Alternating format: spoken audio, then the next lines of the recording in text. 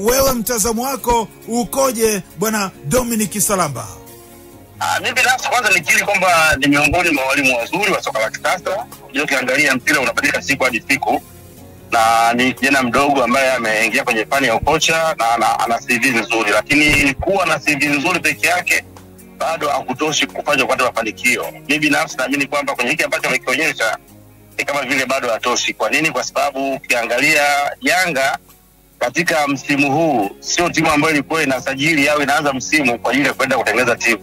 Yanga tayari wana timu yao ambao wanaotoka msimu uliopita, na walikuwa wanaweza wasajili hata mchezaji mmoja na bado wakaweza kuwania ubingwa wa ndani na kufika hatua mafunzo katika kwenye kosi ambacho wako nacho. Kwa hiyo wamesajili kwa lengo la kuja kuimarisha au kuongeza ubora kwenye baadhi ya maeneo. Ndio ukiangalia timu yao yenyewe tu iko sawa. Golini kuna Diala tunafahamu, ukiangalia mtu kama Boka, ukiangalia Wizali Mwendo, ukiangalia mtu kama Baka, ukiangalia mtu kama Jobu, ukiangalia Mwamnyeto, wakina Ndambwile wote, wakina Maxi, wakina Mudathi, wakina Dukiabuya, wakina Mzizo, wakina Pakome. Hiyo ni timu ambayo unaweza ukaipanga na bado ukapata matokeo dhidi ya timu yoyote Tanzania. Sasa yeye baada ya kuja tunategemea kuweza kuona kwamba anakuja kuboresha kwenye baadhi ya maeneo kutokana na uhitaji na hasa katika michuano ya kimataifa. Lakini badala yake baada ya kuja ni kama vile Yanga sasa mpaka mwanzo muda huu haina kikosi cha kwanza.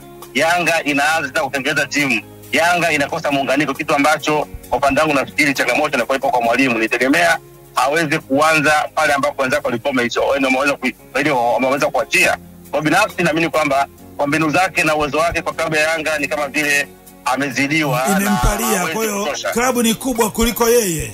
Of course klabu imemzidi, ni kubwa kuliko yeye kutokana na kile ambacho amekionyesha, lakini hiyo haifanyi yeye kumshusha na kufanya asio kocha mkubwa. Ni kocha mzuri, lakini kwa Yanga nafikiri hatoshi. Lakini mbona ni mapema mno bwana? Kwani mpaka tunavyozungumza Yanga imeshafungwa na yeyote. Kiisho sio kuangalia. Ujue changamoto moja ya Yanga wanashindana na ubora wao wenyewe. Yanga wanaiangalia timu yao compare na msimu uliopita. Sasa ukiangalia tokea wameanza kudominate soka la Tanzania, kila msimu wamekuwa wakiimprove. Msimu wa kwanza kwa nakumbuka walichukua ubingwa kwa alama 74, msimu wa pili wakachukua ubingwa kwa alama 78, watatu wakachukua alama 80, na msimu uliopita walichukua alama 82 huku wakiwa na magoli 83. Kwa hiyo kwenye kila msimu wanawake wanaongeza kitu na kufanya iendelee kuwa timu bora. Kwa hiyo mashabiki wa Yanga sio tu wanaangalia matokeo ya ushindi, wanaiangalia timu yao ya msimu huu wakikompea na timu ya msimu uliopita, na hapo ndipo kwenye changamoto. Kwa hiyo kwa hicho matokeo sio hii Yanga anaweza akapata matokeo kutegemea na uwezo wa mtu mmoja, lakini ukiangalia timu ina makosa mengi. Angalia mechi zote ambazo wamecheza walikuwa wanapata matokeo, lakini pia ni kutokana na mapungufu ya opponent wao, kwa sababu walikuwa wanafanya makosa mengi ambayo kama unakuwa timu nzuri ambayo imejiandaa wanakuadhibu. Timu iko very open kwenye kushambuliwa, ikienda kushambuliwa wakitoka counter attack unagundua wanakuwa wana mashimo mengi ambayo kama ukutana timu ambayo iko vizuri maana yake unaweza kuadhibiwa. Kwa hiyo issue sio kupata matokeo. Unapata matokeo katika mazingira gani? Inawezekana ikawa wewe umetengeneza nafasi moja ukaweza kuclear chance, mwenzako akatengeneza nafasi 15 akashindwa kuzitumia. Kwa hiyo haifanyi kutoka kwamba yeye umemfunga sio bora, maana yake anakuwa ni bora kuliko wewe ingaje wewe bado unapata matokeo. Lakini Dominic Salamba ukimtazama Folz pengine ni kocha ambaye ndani yake CV yake ingejengwa kupitia Yanga. Sasa unavyosema atoshi, maana yake tayari ndani kwa ndani zipo taarifa Yanga wanaanza kuchakata kocha mpya. Umelipata hilo? Ukisema CV yake ni kwa CV bado kile haitoshi, na kuja kuchukulia uzoefu kwa Yanga sio kitu kibaya, lakini uchukulie uzoefu huku ukiwa unapata mafanikio. Kwa sababu hata Yanga wenyewe wanataka mafanikio. Miongoni mwa tabia za timu kubwa hazina muda wa kusubiri. Timu kubwa yoyote ile ukishafika pale lazima uweze kuonyesha kile ambacho unacho. Na ushahidi msimu uliopita Yanga wameweza kuosha na walimu 4 katika msimu mmoja, lakini bado hawakuweza kuyumba na kuoma kwenye ile rhythm yao ya kwanza kucheza. Alianza Gamondi akaondoka, amekuja mwalimu Sidi, akaja akachukua Mwalimu, akaja Biludi, lakini bado Yanga wanaendelea kuwa na mpira ule. Kwa hiyo mpaka sasa Yanga ni kama vile ukiangalia Yanga na Simba hawa tofauti, kuona kama wote wajenga timu, huku Yanga tayari kikosi ambacho anaweza kwenda kushindana. Bwana Bakari Malima Jembe Ulaya na swali kwako hapa. Hebu msikilize vizuri naye aweze kukuuliza swali la msingi sana ambalo liko nalo hapa. Ndio. Mambo vipi ndugu yangu? Salama kangu, za kwako? Nashukuru. Vipi hali? Ninamshukuru Mungu kangu. Kwanza naheshimu maoni yako, naheshimu mawazo yako yani. Ndio. Ukija kaangalia Yanga Afrika ameondoka Ucho, kaondoka Aziz Ki, wachezaji ambao walikuwa tegemeo kwenye first 11 ya Yanga msimu uliokwisha. Ndio. Hebu tuangalie sasa viwango walivyokuwa navyo wachezaji wa Yanga kwa sasa hivi, yani ulinganishe na msimu uliokwisha. Tuchukulie mfano wa mchezaji kama Ibrahim Baka. Tuchukulie uwezo anaouonesha sasa hivi Max Zingeli. Yeah.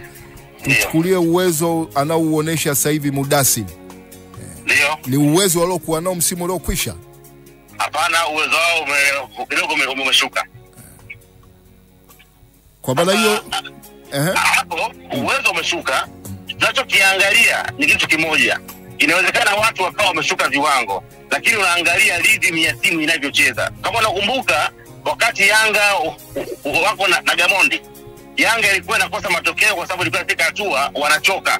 Lakini ile aina yao ya kucheza ilikuwa iko pale pale. Yanga anafungwa na timu ya TRA ambao ndio Tabora.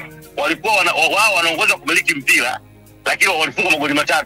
Kwa hiyo unaiona timu ikicheza katika ile katika falsafa yake, katika aina yake, lakini unakuta ufanisi wa mtu mmoja mmoja unakuwa umeshuka chini. Kwa hiyo saizi Yanga pamoja kwamba baadhi wao wameshuka viwango, lakini timu imepoteza na namna yake ya kucheza. Huwezi kuwaona wakiwa wanashambulia katika shepu yao au kwenye kulinda. Ni kama vile timu ambayo inaanza kutafuta muunganiko. Yanga huko alishahama kwenye kutafuta muunganiko. Ibakie swala tu la uwezo wa mtu mmoja mmoja kwamba pengine huyu ameshuka au hajashuka. Na kuhusu issue ya Aucho pamoja na Aziz Ki, unaweza kufanya replacement either kwa kuchukua mtu ambaye anafanana na mtu aliyeondoka au kaamua kidogo kuchange system ukaongeza watu ambao watakuja kukupili ile kitu ambalo tutaweza kuondoka. Lakini hapo sasa Dominic Salamba, katika changamoto hizo kocha analaumiwa wapi? Manake tayari kana kwamba kuna wachezaji wame drop kutokana na matumizi ya msimu na msimu. Sasa huyu kocha mpya dhambi zake ziko wapi katika soka? Analaumiwa kwa sababu amepoteza rhythm ya timu. Yanga haichezi kama ambavyo ilikuwa inacheza. Amekuja kufanya iwe ni timu ya wachezaji wote kuwa na uwiano sawa kupata nafasi. Leo hii Yanga haina kosti ya kwanza, mchezaji yote anaweza kaanza, na ukiona timu kama hiyo kuna shida. Ukiona timu haina kosti ya kwanza, hiyo ni changamoto brother. Leo hii nafasi ya Zelimwenda inakuwa ni sawa na nafasi ya Nsinkane, inakuwa sawa na Bwana Shomari, inakuwa sawa na Max. Hapana, timu yoyote ndio kwanza iwe na first 11. Kwa hiyo itakiwa aanzie kwenye timu ya msimu uliopita, ndio aanze kufanya maboresho yake taratibu kwenda kwenye kile ambacho anakihitaji. Kwa mpaka sasa hizi to be honest amefeli. Kwa hiyo yote kwa mtazamo wako, kama wewe ndio ungekuwa na nafasi pale Jangwani, ungesema aondoke Folz, aondoke kwa sasa, atoshi pale Jangwani? Sio tu kuwa na nafasi, na inaweza kujioni kwamba ana muda mrefu kutokea sasa. Tunakushukuru sana Bwana Salamba. Nakushukuru pia.